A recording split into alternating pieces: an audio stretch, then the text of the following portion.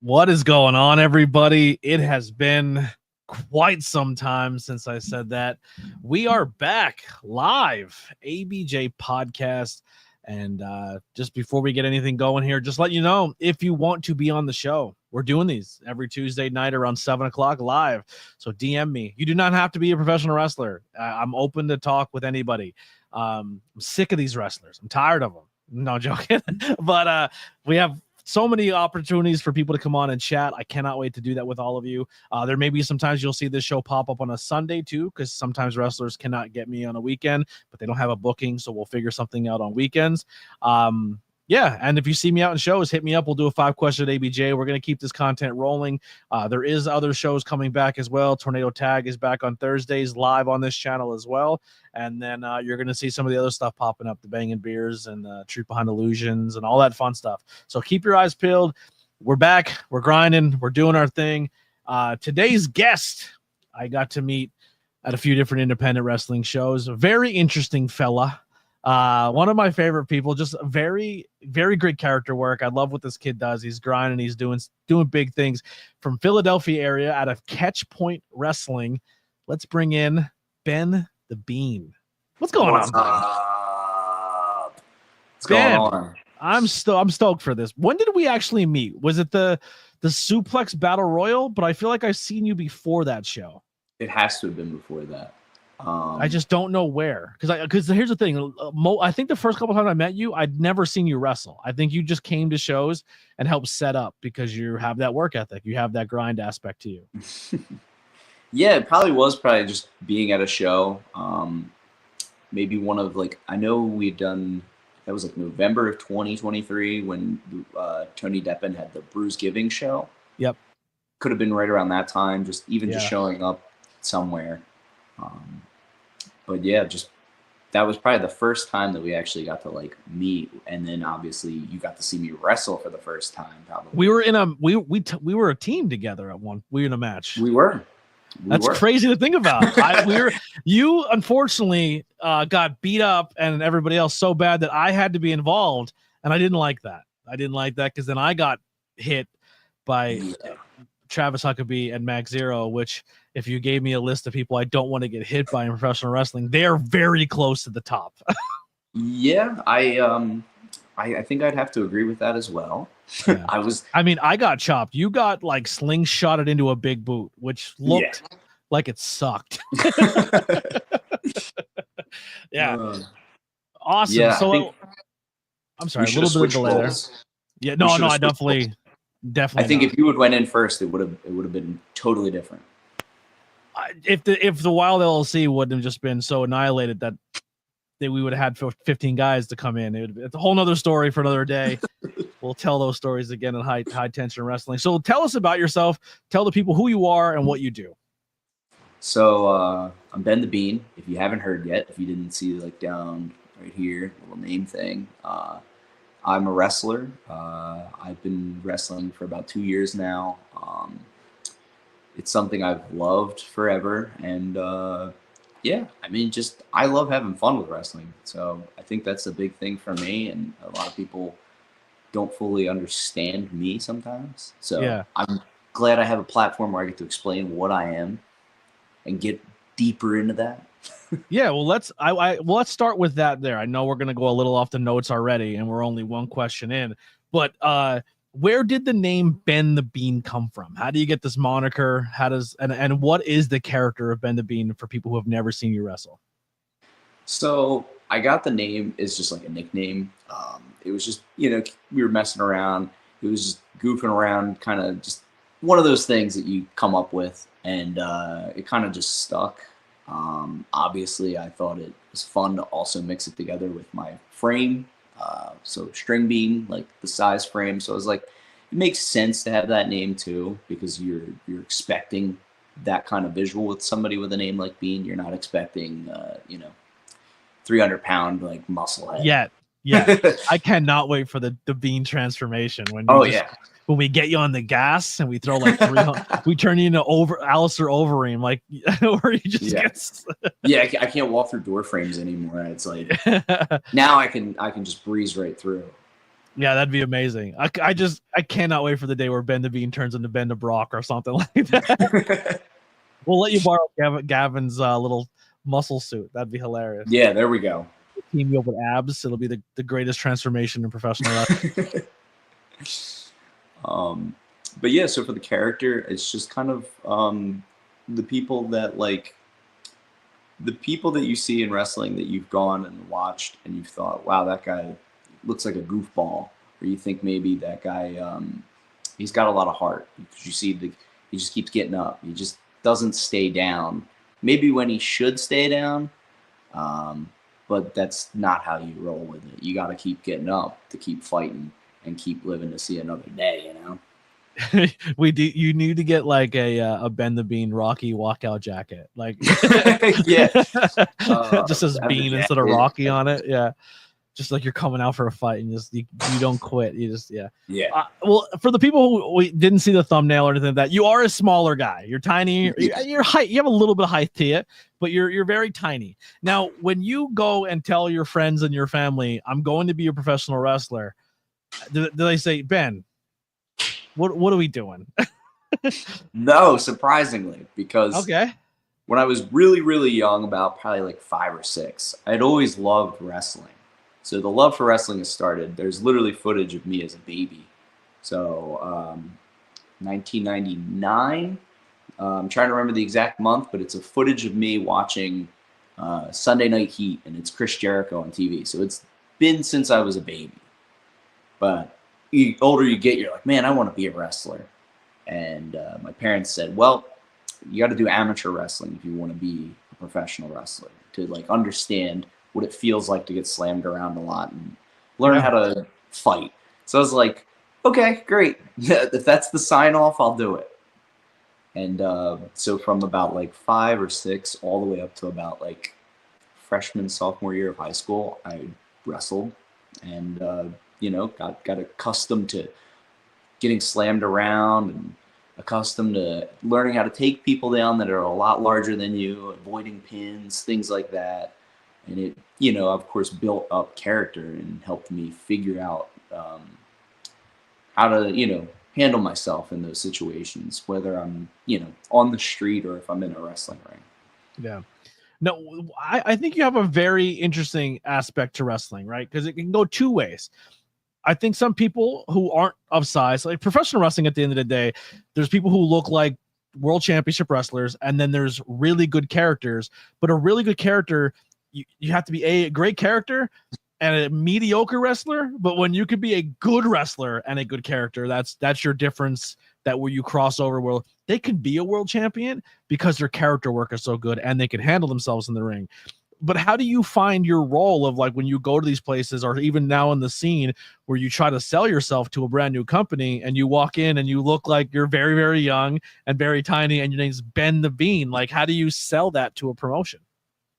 I think the best way to sell that for me has been just putting in hard work, showing up, taking care of ring crew stuff, even just helping out with coming up with ideas. A lot of people that I'm like with my peers will always come up to me and ask me for like ideas for things. Sometimes if they're like, Ben, I need a place to come from for this character. And it's like, here's an idea. So I might spitball ideas. So I think having that aspect of being able to like find, background things for people where it's not necessarily a wrestling role, but a more creative role sometimes can help. And a lot of people can recognize that. Or if you explain an idea to somebody of like what you'd like to do, they might go, oh, wow, he's really got like a lot of ideas for what eventually could happen. So maybe we'll give him a shot at doing that idea. Yeah. Another thing too that I think makes you stand out and helps you as well is you leave the ego at the door. You're very well of who you are, what your style is, your character, and the Ben the Bean aspect. And you're like, I know I'm going in there. I know I'm bumping. I know I'm selling. And my job is to make someone else look like a monster tonight. And if I can get a little bit of shine to make people feel for a second, you won. That's your win for the match. Whether you win, lose, or draw, the second you get the crowd to get behind you after they watch you get killed for so long, like, that's my enjoyment of watching your character. Like, and on commentary, for the times I have done it for you, I just bury you. I just absolutely trash you. I make fun of your size, your height, your look, everything, because I'm selling the character of this. He has no shot. So that when you get the shine and you feed off of that, of like he's doubting me, it works. And it's like we did it at Brewfest one time where I was just like this guy, he's not even off the drink. What are we doing here? And then you got that little bit of shine, and people popped, and then you get squashed again. But it's a fun dynamic, and I think you understanding what you are at this point in time in your career and what you're working to. Like, I'm Spike Dudley, you know what I mean? Like, I'm going out there to make someone look good, and I'm not getting wing columns, but in the entertainment aspect, I probably will be more remembered at the end of the show than most of the people on the roster, because you will find a way to stick in someone's brain. Yeah. So when did you fall in love with wrestling? Was wrestling always in the house for you? Were your parents into it? Did you stumble across it? Yeah, I would say so. My parents were into it back then. That's probably why I was watching it, like when I was a baby, like because it was just on TV. I mean, there was always the video games; those were fun. The action figures, just all that stuff was kind of fun to like mess around with, because there was always, especially at that time period. I mean, the early 2000s going forward was full of characters that just looked ridiculous. You know, you had the Undertaker with all the tattoos, or you know, the giant like the bat wings that he used to have, like just all the elaborate outfits, and just stuff like that really stuck out to me. And yeah, going back to like the video games, just the way that they made the video games just look insane with all the, you know, camera flashes, and every move was slowed down so you could see exactly how this big moment was happening.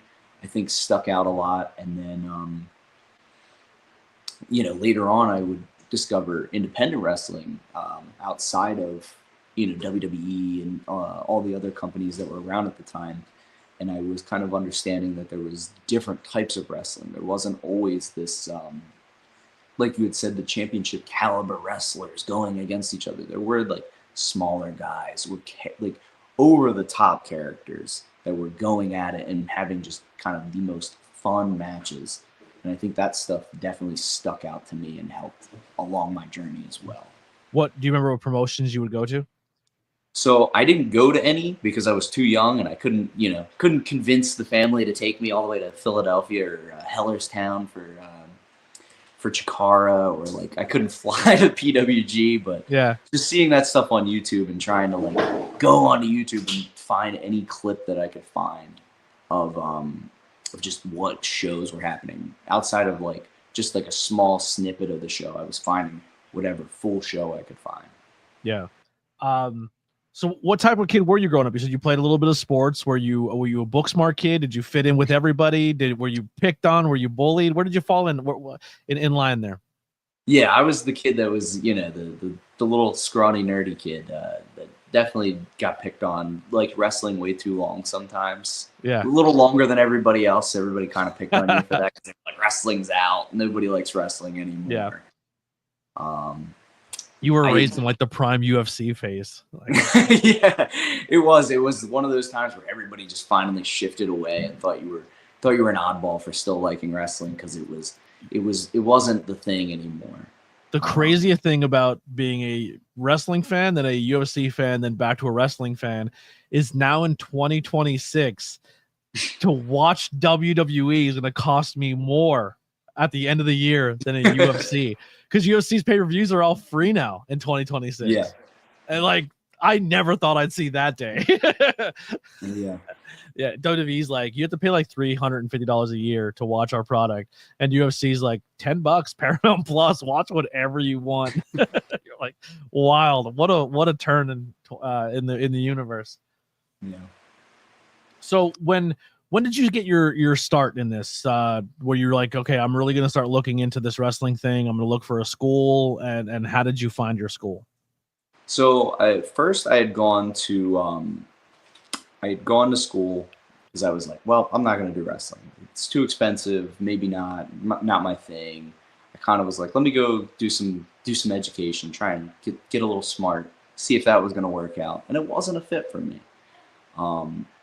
So I decided to keep looking at schools still. I think before that, it was the debate between going to the Wrestle Factory at the time because I was like really into Chikara. So I was like, maybe, I'm not gonna go.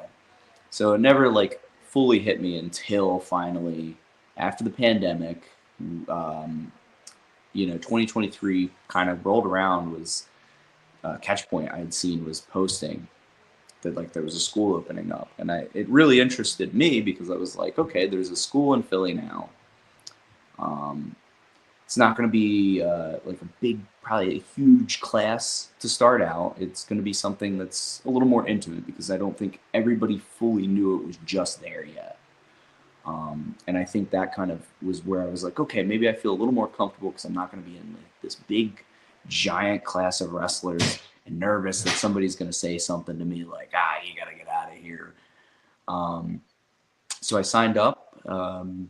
I went early, actually. I think it was like June, July of 2023 before we had our first class because it was like, let me do these open house, like see how I'm feeling about it.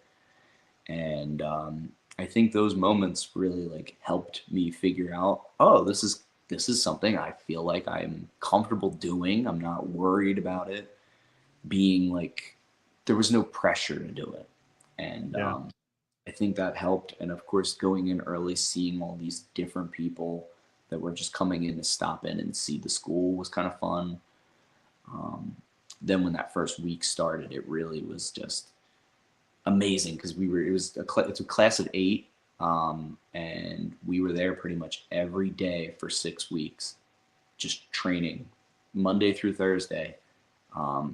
Nobody missed a day. That's awesome. Crazy to think about. When you were signing up and going to the Catchpoint, were you aware of the coaching staff, or were you just like, this is kind of close to me? Like, what was some of the things that pushed you over when finding the school?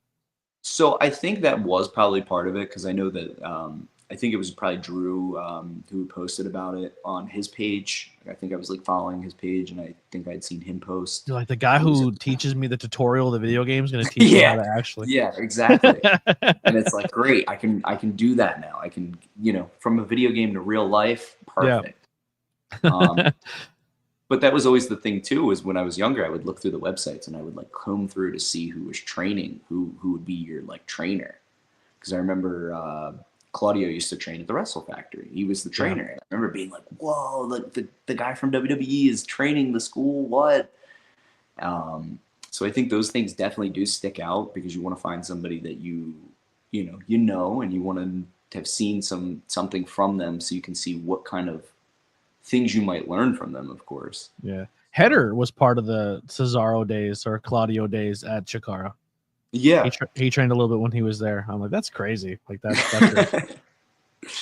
It's like the worldwide dojo before like when it was the ROH dojo. Yeah. And then that and like that Chikara school of just being like 90% of what's on TV right now came through those two buildings. You know what I mean? That's crazy to think about. Yeah. So going into those things, were you in shape? Were you prepared for that because of your high school wrestling thing, or did it help? Did it not help? Or how hard was that first week of just conditioning and going through everything?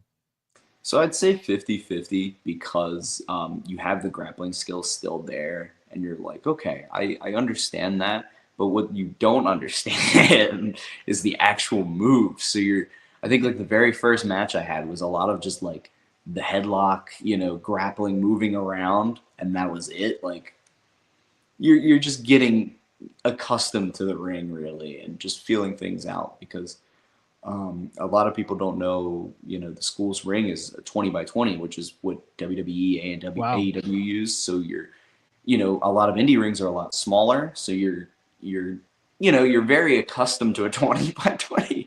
Then I always say you have to recalibrate at the new ring. Like it's one of those little smart boards at school.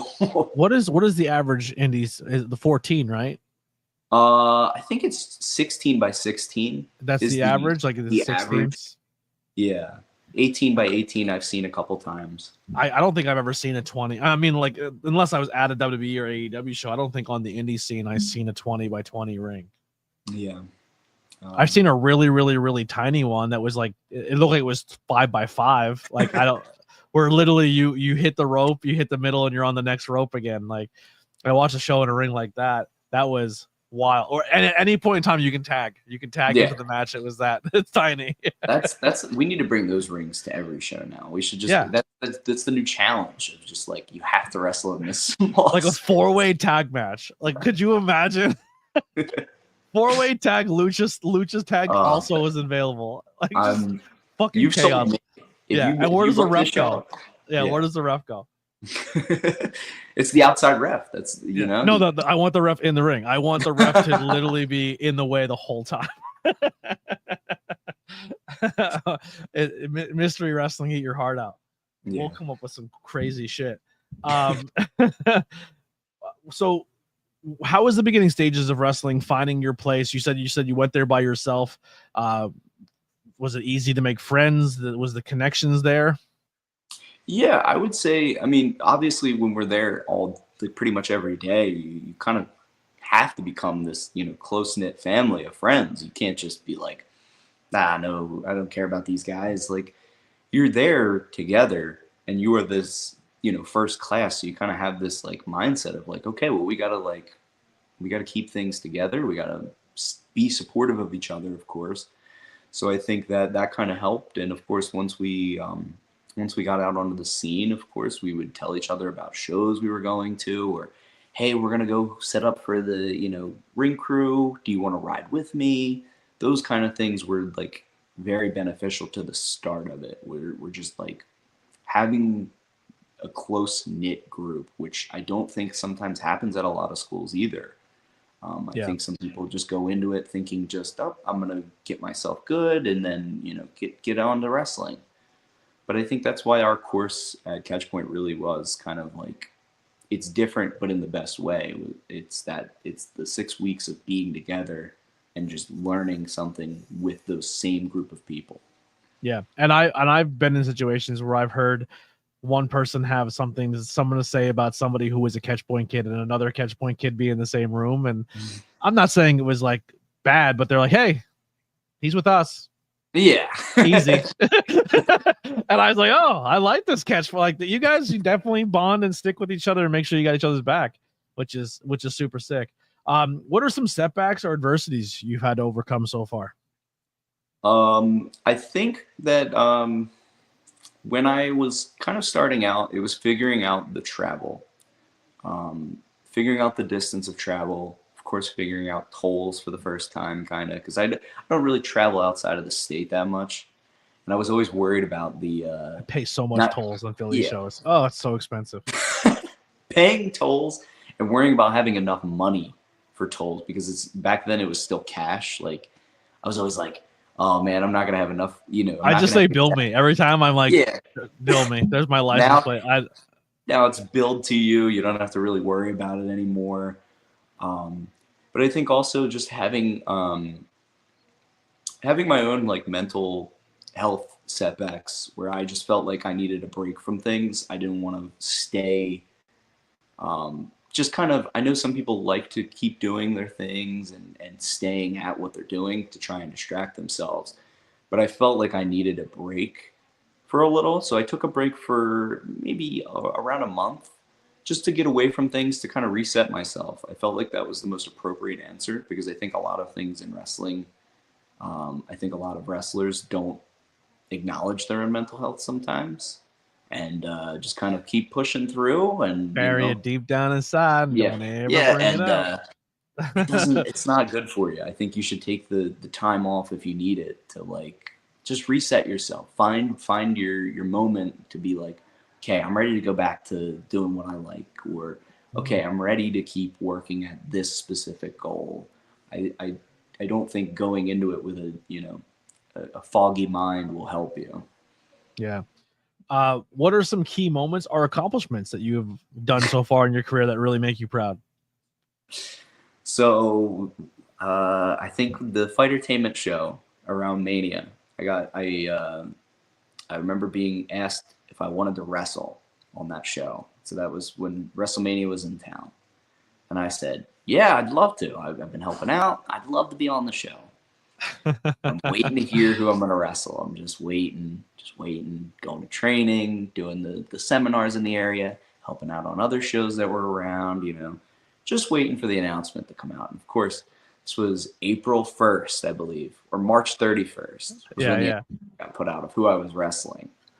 So I kind of take a second and I go, okay, they're messing with me now. They're playing a joke on me. Okay, I get it. But no, I ended up wrestling Speedball Mike Bailey 6 months into my career. So I want you to hear the story from my aspect.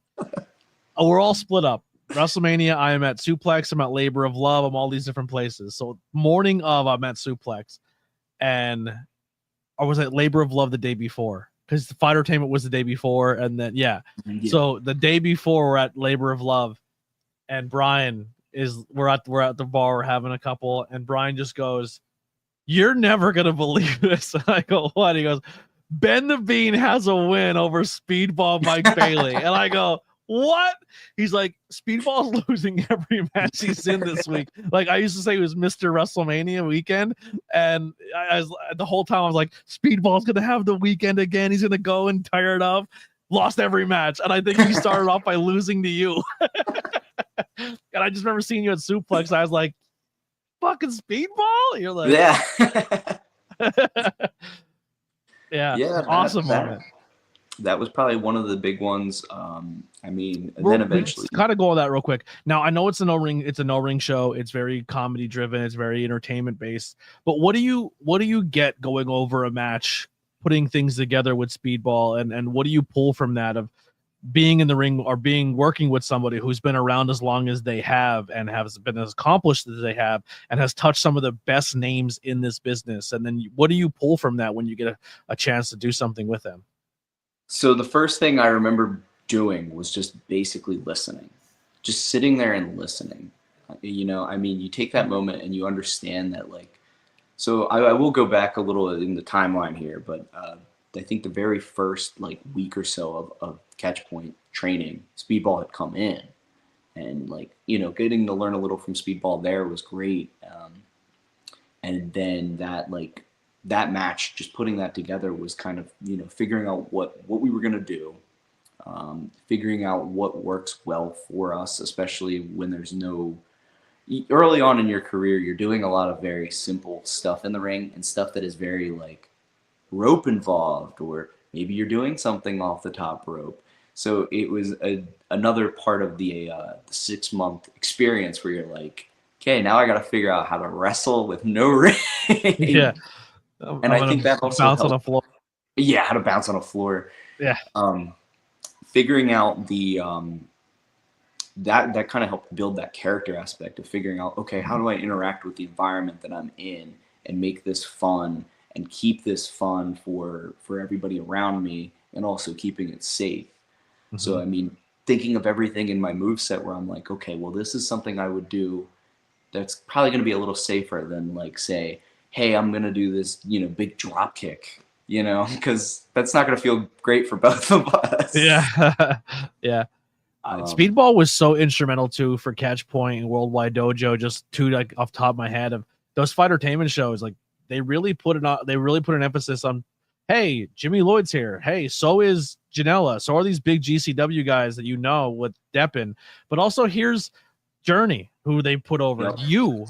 The Lost Boys. Harleen Lopez was a big on the first couple Fightertainments. And these are people who Journey wrestled, I think, Jordan Oliver and I think Janela and Speedball, one of her first Fightertainments, and I was just like, that's such a good exposure for someone that early in their career, and for Speedball to acknowledge both of those schools and see both of your groups of kids who were really busting their ass, and Speedball acknowledging your hard work and saying, well, I have a spot for you. And I that's one of the reasons why I will always be a Speedball Mike Bailey fan, because they are so selfless. They work so hard to put themselves where they need to be, but also notice, hey, I can also uplift somebody else around me who's working really hard. Yeah. Words out of my mouth. Yeah, so good. I love them. Love them so much. Who are your influences and role models, whether it's in the business or just personally in general? So A lot of my like wrestling influence came from like the Chikara era. So I was if you couldn't tell, big Chuck Taylor fan. Yeah. Obviously the Colony, love the Colony stuff. Colt Cabana was another inspiration, just for the mix of the grappling work and also comedy, because I think that was another thing that I liked, was that you could mix the two. You didn't have to just be this comedy wrestler. You could mix your, skill and show like, hey, I'm really good at what I do, but I can also be really funny with it too. Mm-hmm. And then outside of that, I mean, it's tough to like pick one specific person. I mean, like I love a lot of like sports stuff. I think I like taking character inspiration from people on the court. I mean, I'm wearing a Charles Barkley shirt right now. I love his just brash attitude in the early 90s of like, there's a quote where he threw some guy out of a window and did he choke his coach too? I think he did. No. There was somebody else that did choke the coach. I just remember him throwing a guy out a window and saying, my only regret was that it wasn't from a second story window. Like, just being able to be that, like, he just got in trouble for saying that a bunch of girls from a certain town are ugly, and then they told him to go on TV and apologize. He's like, I'm not apologizing that they're all ugly. Like, get your shit together. Great heel work. He would be, They picked up the wrong Dennis Rodman, Karl Malone, all those people. They messed up. They should have got Barkley. But yeah, like Dennis Rodman's another great one too, where I loved his work ethic of like, he was a guy who went for just rebounds. You would see him literally like fall into the crowd going for a rebound, even if it meant like it was still out of bounds. He still dove for it, and just the way that he like took care of the like understanding his role too, of like, if you look, there's one like stat sheet where he's got like no points, no anything else, but he's got all the rebounds for that night. And then like Allen Iverson, I obviously being in Philly area, just watching him growing up, he was a smaller guy, seeing him tear apart teams. You know what I mean? Like, again, you didn't expect somebody that was only 6 foot to. I took him off in the other room. I actually own a pair of Iverson shoes, and the reason I bought them is because they're also pro wrestling shoes. I got the Iverson 3 swerves. I was like, they're just so good. So a lot of and you have been adding a lot of the Philly aspect to your character. You wear the gritty headband, or you're trying to throw in like Philly colors or stuff like that. So you are throwing that little sports reference in there. You're almost like a younger Weber Hatfield coming up. You know what I mean? Like, you have that sports guy steal his mask and come back as Weber, tall Weber. Tall. That's fucking hilarious. Outside the business, do anyone like in your family or anything like that you look up to, like that really helped you in tough spots? I mean, like my parents, obviously, of course, and even my brother. Like, I'll it's just fun to have people that are like in your corner, and supporting you, that aren't, some people have the problem of family that might not want to be involved in that. Like, they might think it's odd that you're doing wrestling, or they might think that that's a waste of time, things like that. And I don't ever really feel that aspect on my side of the family. It's never been beautiful. Like, I love that for you. Stop that. You know what I mean? Wow. Goals you have set for yourself personally or in the industry? So one of my big goals has been to just at least appear on TV in wrestling. I mean, I get, people want to match. That's always great. But I always feel like even just being able to help out at some point anywhere on TV at a promotion at a higher scale means I've done something well enough that somebody has felt well enough about me to say, hey, let's bring him in to do this, thing for us. You would be an amazing undersized security guard that just gets that, like, you're part of a breakaway, or like they beat up everybody and you're the last one standing, and you're like, you know what I mean? Like Leo Sparrow, when Wardlow threw him through the cage. Yep. Like, because at the time he was tinier at the time. He didn't really he didn't start bulking up as heavy because he was in their early stages. But when Wardlow, he was tiny, and Wardlow just like, all right, security guy, I'm chucking you. Like, yeah. Like, that'd be great. I think you'd fit perfectly for that. Some of those extra roles that are needed for TV. And then I've started to like look through, and I mean, just being able to travel, of course, seeing new like places. I've been putting this one out there now because I really would love Speaking in existence. I would love to work for DDT because I Okay. feel like I'd fit in pretty good at DDT. I would hope. Otherwise, I'm not funny enough if I'm not on DDT yet. Did you just do Big Kaiju? Did you say you were part of that? Yeah, I've done some kaiju stuff. That's been very fun too. Just being able to like experience that as well helps with character. Just getting comfortable being able to be ridiculous. Yeah. Um, Well, don't you guys do I don't want to pull too much behind the curtain, but don't you guys do a drill at catch point where like they'll just give you each a random thing that you have to act like? there has been times where that has happened, where we've had matches where you're told throughout that match you are this specific animal. So it's like somebody will be the cat and somebody will be the mouse in that match. Yeah. Now your moveset is going to be based on that. Your character work is based on that. I love that. I think that's such a cool idea. Yeah. And I like I mean, this is straying away from the match stuff, but we've had like promo stuff where we've had to do where it's like, you got to remember the sponsor, you got to remember the name of the event, and you have to remember the the date, because it would be like something long where it would be like, I need that class sometimes. Like, what I do at PPW?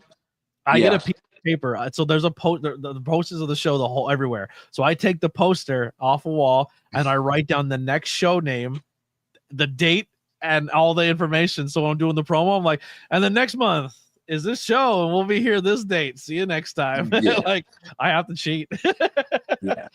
So like the drill I remember was just, we gave it the most ridiculous name because you had to remember, I think it was the Wish.com Magic Genie Scramble match, and you had to remember the date that it, and like probably the show, because it's like there's always going to be a moment where you're going to have one of those like ridiculous things, but you're going to have to stay in your character while doing it. You can't just like, I'm going to deliver it normally. You got to be the big bad heel and say, I'm going to be in the Wish.com Scramble match. The Magic Genie Rena Center 500. I love this one. This is the newer question. I didn't get to ask a lot of people this one, but what is your favorite and least favorite type of fan? Ooh. So I like this one. So this is probably where I'm gonna start interesting. I'm gonna start with my least favorite. Love it. And I think that's the fan that will not let themselves just enjoy what's going on. I think they're too cool to enjoy it, sitting on their hands.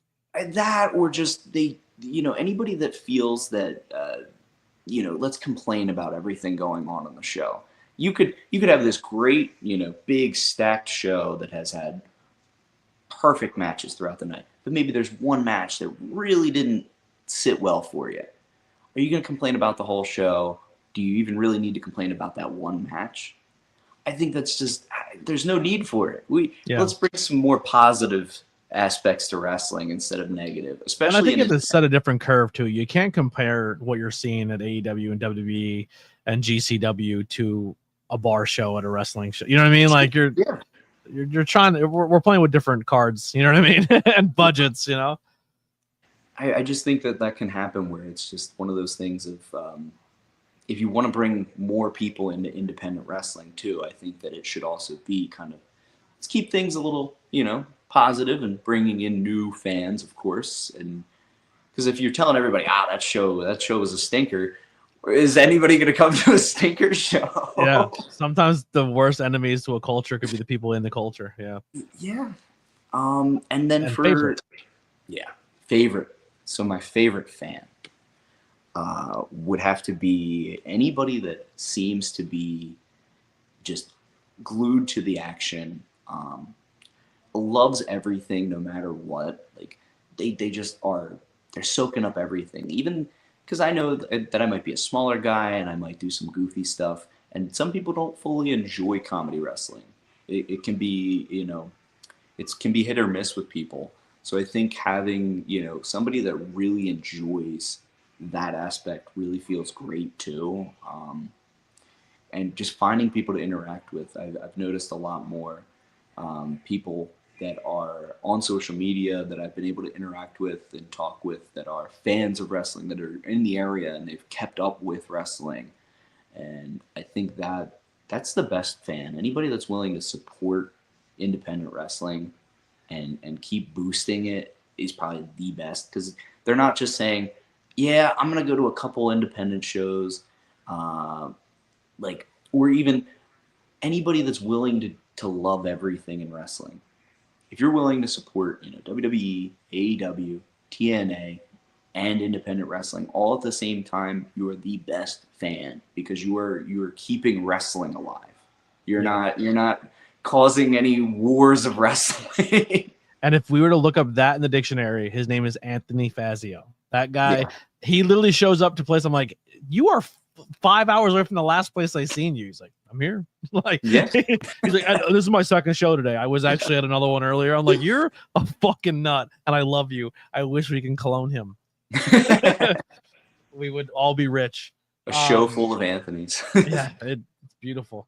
Do you ever, when you look at your character and I know this is kind of jumping around, but you look at your character and you look at like what you try to bring to the table, who like do you look at when it says like, oh, I'm going to bring this element out of this, or the comedy aspect of that? Because I remember talking to you a while ago about one of the biggest things I told you to tape study or look at is like old Mikey Whipwreck, because Mikey Whipwreck was the guy who defined that underdog wrestler, or really, really made it special. Like he even hit like that. The Whipwreck has like a theme. Like, I want to go out there and pull a Mikey Whipwreck. Like, you're going to be the underdog, you're going to come back and win. Like, have you ever tried to pick his brain, or have you met him or anything like that? Or who are some other wrestlers that you look at? So I met him once. This is a fun little story. So for the school, we kind of, we had the seminars during Mania week, and I got to be able to pick up Jerry Lynn to take to the school. And of course, he's at the table at WrestleCon where we were picking him up with, all the ECW guys. So I got to really quickly, talk with Mikey Whipwreck about it and explain, like, hey, any advice? Because I'm a smaller guy. Just keep at it, of course, and just obviously, finding your role was one of those big things. I think that I got to briefly also during Mania talk to Chuck Taylor about. Because so some people don't know this fully, but I've been challenging him, sending out these matches. This was before he had retired, and I was fighting his action figure, because this was this like build up, and I remember the thing he had told me was like, this is weird, but I appreciate it being weird, because a lot of newer students don't fully do anything outside of maybe staying in their role of, okay, I'm going to be a wrestler. They're not delving into maybe something odd, or they haven't fully fleshed out their character. I didn't fully flesh mine out either, but being an oddball fighting an action figure is definitely a little bit different than most, new wrestlers go for. So getting advice from him on that, just being like, keep building your character out and just being odd, of course. I love showing highlights to Lily when he used to make kids cry. He would just pull up on a kid in the crowd. Chuck Taylor making kids cry is the best thing you can look up on the internet. Yeah. Yeah, that's another really good one. In fact, he's amazing. What are some interests that you have of hobbies inside or outside of professional wrestling? So I play a lot of video games, watch movies, listen to music, but I do some other sports that are loosely wrestling related. We have a baseball team in the Doc Ellis League called the Kensington Kayfabe. It is pretty much a team of wrestlers. Lily cried meeting Chuck Taylor. Yeah. She's seen Chuck Wheeler and Orange on the same night at Labor of Love, and she almost had a heart attack. And I was like, act like you've been there before. Calm down. I'm going to put my orange outfit on. That's not helping. I'm sorry. Go ahead. So we have there's a baseball team that is pretty much all the wrestlers that are in the area. And it is called the Kensington Kayfabe. We play in the area. Who's shockingly the best baseball player that we would not know about as a professional wrestler? I want to say, I want to say this, but I feel like you should know that this would be the best baseball player / wrestler, and it's Weber Hatfield. Yeah, I would expect that. Yeah. Also, the best hugger in professional wrestling. Yeah. Oh yeah. Best hug. 100%. So little, and you get such a powerful hug. Yeah. Yeah. Well, so he's not shocked. Who else? Who was a shocking one? Like who's like you watch them play and you're like, holy shit, they're really good at baseball. So have you met it from the dojo, Wildflower? Yeah. Okay. Wildflower is a great pitcher. Great pitcher. All right. You just wouldn't expect it because all I really know is Wildflower's character. So I didn't fully delve into, hey, did you play any sports? Showed up, played for us, pitched, and you're like, okay, all right, we've got some arms on the team. Who's your big hitter? Like your big power hitter? So we have we've got Big Calix, of course, on the team. Does he play in a mask? Because that would be awesome. There have been times. We have Weber on the team. There's such a good mix. I mean, like Billy Avery's on the team. There's a lot of like people that of course, if you're in the Philly independent wrestling area, you'll know them. That's awesome. And we just started the team, so we're trying to get more. Because I know there's like games that are played on the road. There's some teams that'll come from Pittsburgh or Baltimore that'll come to us to play. We should get a bunch of fans, like independent wrestling fans, to come and watch the team play baseball. That'd be super. And we just like bring the wrestling crowd to a baseball stadium. You fucked up. That would be like the home field advantage. Like if the wrestling fans show up and we're the obnoxious wrestling fans at a baseball stadium.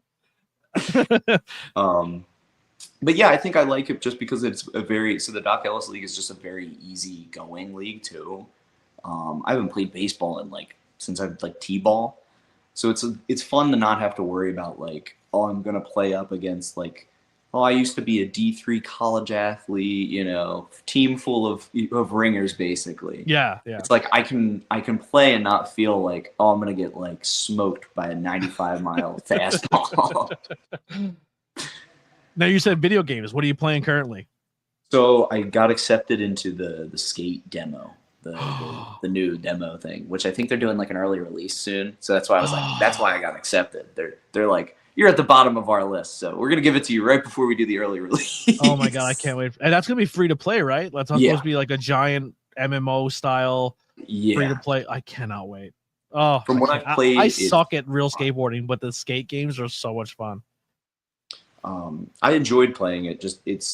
I had to go in and mess around with the settings a little to get it like to feel like Skate 3 again, but it's so much fun just being able to like finally have a skate game on PlayStation again, because if you're an Xbox, you can just hop right on and play Skate 3, but there's nothing close. Backwards compatibility. I actually just turned on my Xbox for a second because I started playing a game and I want to tell you about it. I think it's really, really good. It's something south something. It's like it reminds me of an old school Jack and Dexter game where it's like just like a collect them, like find this and collect and do this and do that. But then it's also like, oh, you learn how to double jump and then do this jump and then that jump. But it's called South of Midnight. So you play like you're like Louisiana, deep South Mississippi, and it's very like Southern lore and paranormal and spookiness. And her mom's house gets swept away in a storm, and she has to go save her mom. But she ends up finding out she's part of this like supernatural being, and there's all these creatures and stuff. It's really, really dope, but it's a really fun, simple game. South of Midnight. That's what I'm playing. Have you tried out Balatro yet? The card game? No. What's that? So this is Speedball's favorite game. It is the basically like poker Texas Hold'em, but with roguelikes. So you go against boss battles. You have to do Joker cards. It's very just like taking the basic game of like poker and flipping it on its head. Interesting. I have to look into that one. I know. And movie wise, what have you seen anything or documentaries or TV shows lately that you would recommend to people? I liked the new Fantastic Four. Really great. Saw that. Anything new on TV? Not yet. I haven't really. I don't really keep up too much on TV as much. I like going to. It's hard if you're watching modern day wrestling. There's nothing else to watch because you're consumed in wrestling every day of the week.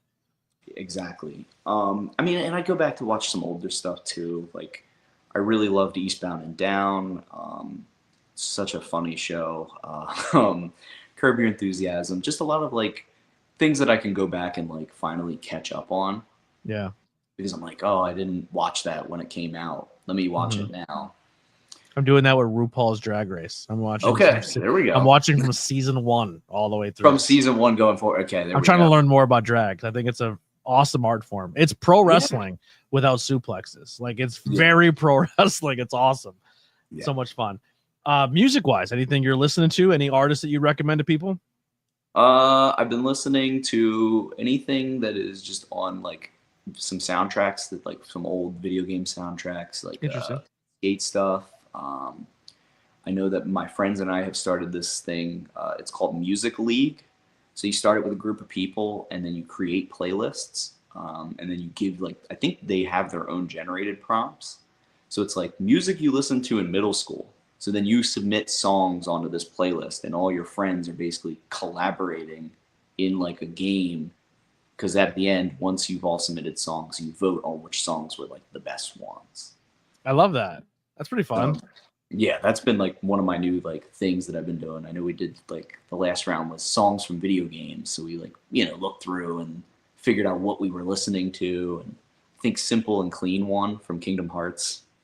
Okay. So here's my problem. I don't know like music, video game stuff, right? Like I couldn't tell you that. But when they put like a real live song in a video game and we would put those in too, yeah. Yeah. So like the one that stands out to me is I think it's Saints Row 2 or 3, but there's a scene where you jump off a helicopter into a rooftop party and just destroy everybody. But as you're in the copter, all you hear is hey, Kanye starts playing, and everyone jumps. I'm in 21st century, dude. It's like, yo, this is the best song ever for this. God, remember when Kanye was not crazy and awesome and made amazing music? Oh, I always wanted one of those fake MAGA hats that say "Make Kanye normal again" or "Make Kanye great again." Like, give me college dropout Kanye again. What a fucking. Yeah. He's the Hulk Hogan of the music industry, right? Like he just breaks your heart with the way they feel about the real world. Yeah. You may be spot on with that one. Yeah. I'm really aging myself. Yes, I'm very old. I know. I was there for the first Kanye album before he was crazy.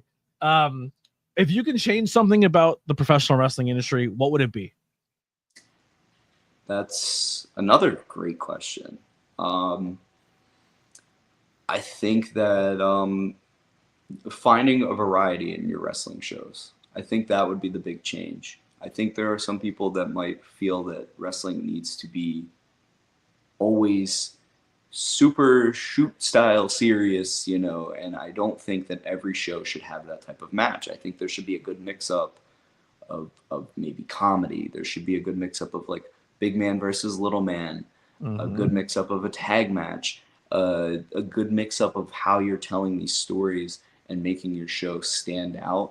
I mean, there's a lot of great promotions, don't get me wrong, but I think that like one of the big things in wrestling in general, I think that I would change would be that just mix of variety, because it makes everything look interesting, and it keeps new and old fans interested, because then they can go, oh, I'm more interested in this type of wrestling, but I'm also into this type of wrestling. Having everything mixed into one big, nice melting pot of wrestling. Perfect. Is there anyone on the scene that's another style comedy wrestler that you would like to work? This is you're putting me on the spot now. You're putting me on the spot. I have one just by now with your longer hair, and you kind of, I don't know if I want you as the team. I think I want you to team up and not wrestle each other. I think you'd be fun dynamic. I think you and the Dude would be really funny. The Dude, okay. I think the Dude is one of my favorite comedy workers right now on the independent wrestling scene. Yeah. I think they're really, really good wrestlers, but I also think they just, I don't think you could have a bad match with him. I think he just works so well with everybody. I think used to be like Magic Beans or whatever your team would be like, because he's all about like gummies. He's feeding people gummies and stuff. But and Styles is a really good technical wrestler, but also is a great comedy character. Stan Styles. Yeah. I'm trying to think, like, I wouldn't consider them fully like comedy wrestlers, but they understand humor, I think. Yeah. A big one would be CPA. Oh my God, he's great. It would be very fun. And then just because of our size difference, and I feel like there's a lot of fun that you can have with that, and because we share a name, Ben Bishop. Okay. I think a match between the tale of two Bens could be a very fun match. Yeah. You and Big Calix would be a fun match too. Like you Fingers and crossed, Billy right? Avery versus like Big Calix and Max Zero. Like there we go. You spoke it into existence for me. Yeah, I just think you don't see tag teams that do the big man, little man. Who's the other guy that's on the scene? I'm really, really sorry, I'm forgetting their name. But their whole gimmick is they're tiny and they're undersized, but they just fight super hard. They wrestled at the Wrestle 360 show versus Big Dan. They do the whole gimmick where they're tiny. Sean Henderson. Yeah, very good at that character too. Like you kind of give me Sean Henderson vibes too. Like used to would be a fun team because you guys have a similar underdog, fight from behind, won't quit. Yeah. I like that you said I like that you have the matchup of two smaller framed guys against the two larger frames. But I've always loved the idea of us swapping.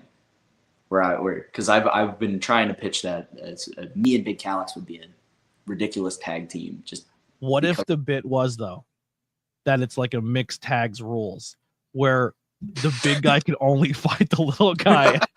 So like you tag Big Calix and then their small guy has to get in.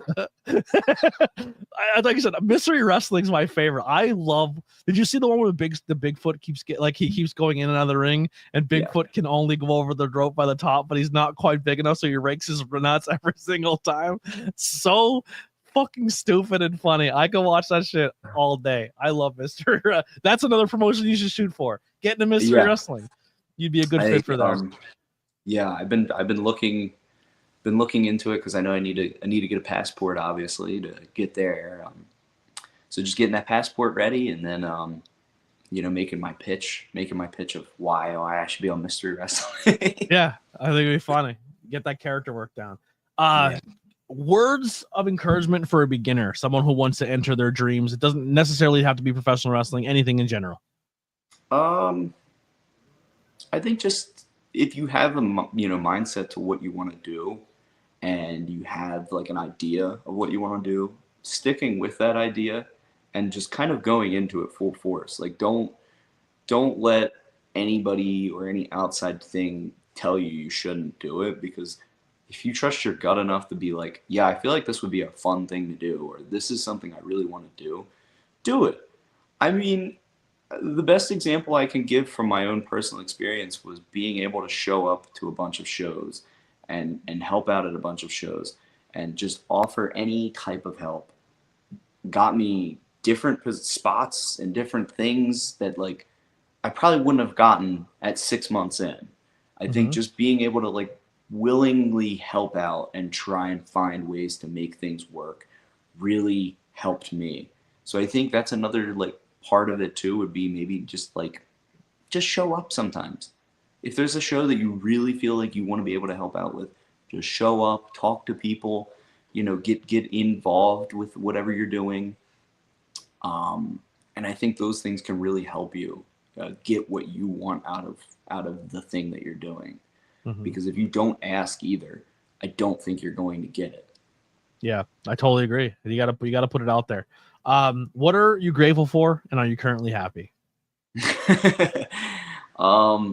I'm grateful for the ability to travel, to be able to perform, to be able to have people that are interested in my stuff. I mean, recently at Real Rumble, somebody had made a sign for me, which was like the very first like fan sign I've ever gotten. I have my very first one right behind me. Yeah, that kind of stuff, I think it just really opens my eyes up, and I'm like, oh, okay, this is happening. This is actually happening. Yeah. It's funny. Every single time I'm at Pilgrim and I'm walking to, let's just say, get my medicine at the corner, I walk past the pole and see your little bean sticker every time. Yeah, it's still. I think I put it. You gave it to me during the match, and I stuck it on the pole, and it's still there. But if I put my own sticker somewhere, someone immediately rips it down. But that Ben the Bean sticker's been there for 3 years. Downtown Pottsville, Bean is still alive. But yeah, I think that like I'm just grateful like for those moments of like people being interested in my stuff, or even people willing to like wrestle with me, because some people don't fully commit to those ideas of like being, oh, you're a smaller guy, so some people don't like the ideas that you might bring up. I've never ran into that problem yet where anybody has been like, no, you're too small to be doing that, don't do that. Like I'm very grateful that people trust me enough to work with them as well. I think that just any of these big things that I've been able to do really mean a lot. Even just training means a lot. Like not many people can be able to say they can go to a wrestling school and feel like, all right, I want to keep doing this. Some people don't fully do it, or maybe they don't keep up with it. They just don't want it. Yeah. You know, they feel like it's not for them. So I'm very grateful that I still have the mind for it and want to keep doing it. And to answer that, yes, I am very happy with what I'm doing. If I wasn't happy, I wouldn't be doing it. I'd be hitting the door and staying out the door. Yeah. Well, I'm very proud of you, man. You've come a long way in such a short time. You work your ass off. Like I said, you're just I genuinely enjoy seeing you every time I see you at a show, and I've been promising you this for forever, but I know my personal life was going through some shit. So thank you for staying patient, and because of your patient and always expressing interest. And you also have really put me over a lot too. Like I remember when my car broke down and I was going through a lot of shit, you even said like, hey man, this guy helps out a lot, time to give him back. Like that shit means a lot, man. And you've always shown me that support and gave me that respect, and that's definitely why I wanted you to be the first guy back, because you've always shown that love to me, and it does mean a lot. So keep doing what you're doing. I'm very proud of you. You're killing it out there. Hopefully we get to cross more paths and work more shows together.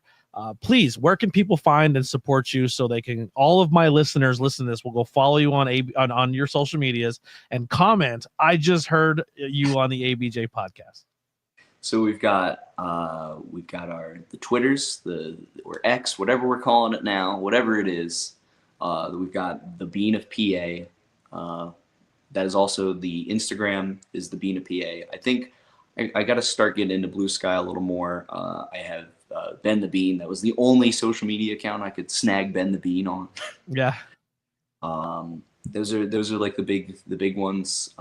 If you want to buy shirts, I'm at Pro Wrestling Tees. You just look up Ben the Bean. I also have on my Instagram on there, it's benthebean.bigcartel.com. That's where you can buy like my directly printed shirts. So everything I've already printed out and like ship out myself. Always include a little note with it. Sometimes I'll throw in like a sticker. I feel like if you're getting it from me personally, I'll do you a solid. But Pro Wrestling Tees will have some more designs on there right now. Mikowski used to do that. If you order from Mikowski, he would put a business card in or write a little note on it. I thought that was a cool touch. Yeah. And then I guess for shows coming up, the next show that I believe I'm seeing you at, we will be at the Fightertainment. That is the 29th of August. Do you have any 2Xs? Yeah.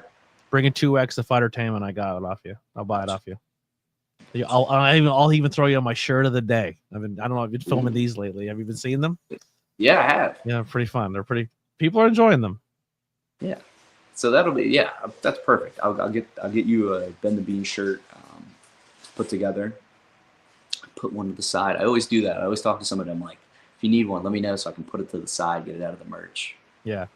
Bring it to Fightertainment. I'll definitely rock it on the pod. But perfect. Thank you so much. Thank you so much for your time. Thank you for hanging out. Thank you everyone for tuning in live. If you watch this live and you made it this far, please put a comment. Thumbs up, even if you're watching the replay later. If you're still listening to this and you're listening on either Spotify, there is comment sections that you can put stuff in there. Apple, all of that, a 5-star review goes a long way. The audio side of things has taken a huge dip, but also, if you want to watch this, Spotify has the video as well as YouTube. And and we're going to be going live pretty much every day of the week. Be doing Monday Night Raws on Mondays. Tuesdays will be interviews back. Wednesdays will be Dynamite. Thursdays will be Tornado Tag, and then Fridays will kind of be up in the air depending on if there's wrestling pay-per-views, or if I'm not booked, maybe we'll squeeze in other episodes or some other stuff coming. We are doing pre-recorded episodes of Not Cool in High School and Not Cool in High School Horror. So there's tons and tons of stuff coming. Just stay patient with me. It probably all won't be weekly all the time. Just give me some time to film it and put it out there. And if you do see me out in the wild, stop me and let's film a 5 questions with ABJ. And if you see me on vlogging, don't make fun of me because I'm still self-conscious about doing it. But Ben, thank you once again for hanging out. I'll see you on the 29th in Pottsville, Pennsylvania. You guys can all come out to Fightertainment. It is for a good cause. We're raising money for Cannonball, who's just recently got diagnosed with ALS. So please, even if you come, buy a ticket, maybe donate if there's something going on there, a raffle or whatever it may be. Throw some extra cash in there for Cannonball. The guy is he's going through it, and in this industry, you know, it's not always the most rewarding or the most paying, but he has a family to take care of after this all goes down, and anything we could do in the wrestling community to help would be fantastic. I will say real quick, I think there is going to be a stream for it. Yeah. As Ben the Bean stream cuts off or mine cut off. I don't know what's happening. Oh God, please don't. Am I live? Can you everyone hear me? Well, anyway, if we're not, we'll probably end it here. Well, thank you guys so much for tuning in. We'll see you on the next time for ABJ Podcast. I don't want to announce it, but it'll probably be next Tuesday, and then I have another one scheduled for next Sunday. So stay on the loop up for that, and we'll see you on the next one. We're out of here. I think Ben died. I don't know what happened to Ben. Ben disappeared on us. So we'll see you guys next time. We're out of here.